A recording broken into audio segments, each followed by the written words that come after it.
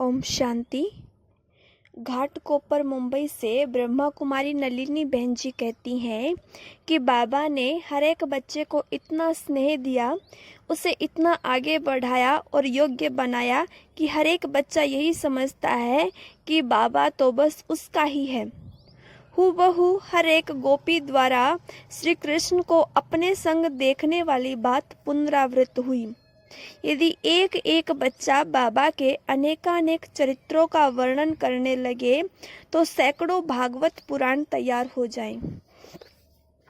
हमारा अनुभव है कि कैसे बाबा कर्म करते करते बीच में गुम से हो जाया करते थे और घड़ी घड़ी बच्चों का ध्यान भी याद की यात्रा की ओर खिंचवाते रहते थे।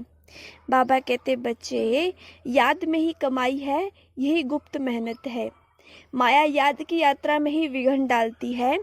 बाबा ने मधुबन एवं सेवा केंद्रों की दिनचर्या ऐसी बनाई कि बच्चों में ज्ञान, योग, दैवी गुणों एवं सेवा, इन चारों ही मुख्य बातों की धारणा सहज ही हो जाए और बड़े से बड़े संगठन में रहते हुए भी सदैव शांति, तपस्या, पवित्रता और स्नेह का वातावरण बना रहे। बाबा जानते थे कि सभी बच्चे एक साथ मधुबन में बाबा के सम्मुख नहीं रह सकते, क्योंकि बच्चों को अपने लौकिक गृहस्थ व्यवहार को भी संभालना है और दूसरी मनुष्य आत्माओं के कल्याणार्थ सेवा केंद्र भी संभालने हैं।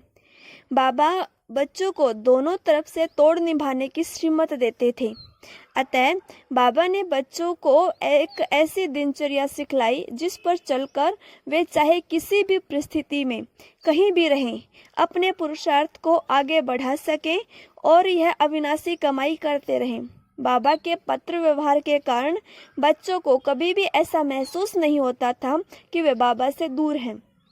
हम तो हैरान हो जाते थे कि नित्य ढेर सारी डाक आते हुए भी बाबा सभी बच्चों के पत्रों के उत्तर वापसी डाक से भेज देते थे। बच्चों को बाबा से पत्रों द्वारा व्यक्तिगत समस्याओं का हल करने की राय मिलती रहती थी। बाबा की राय मशहूर है, उसका शास्त्रों में भी गायन है। सबसे अधिक आश्चर्य की बात तो यह लगती थी कि इतनी वृद्ध अवस्था होते हुए भी कैसे बाबा अथक होकर बहुत सवेरे से लेकर रात्रि देर तक कार्य करते रहते थे।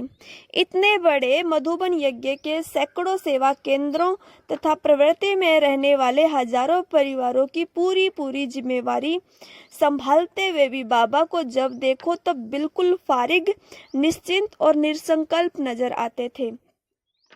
इतने बड़े अलौकिक गृहस्थ और ईश्वरीय व्यवहार को संभालते हुए भी समय पूरा होने से पूर्व ही संपूर्ण अवस्था यानी अव्यक्त स्थिति को प्राप्त कर लेने की समर्थता बाबा में ही थी।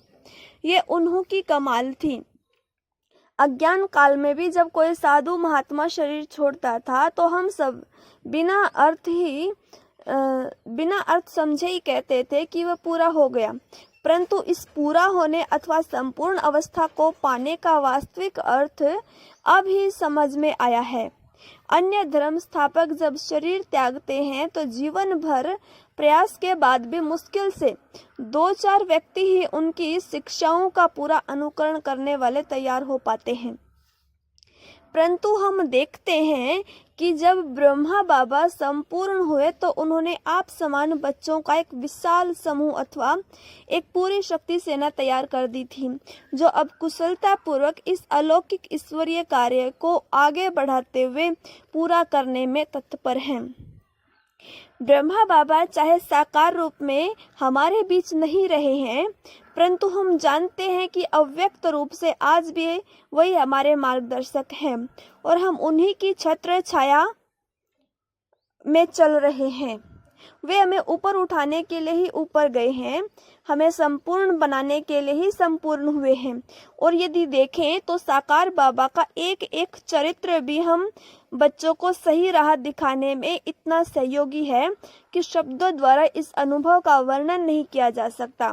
ऐसे स्नेही बाबा के हम बहुत बहुत आभारी हैं। ऐसे ही रोज प्रेरणादायी अनुभव सुनने के लिए प्लीज चैनल को लाइक और सब्सक्राइब करें। ओम शांति।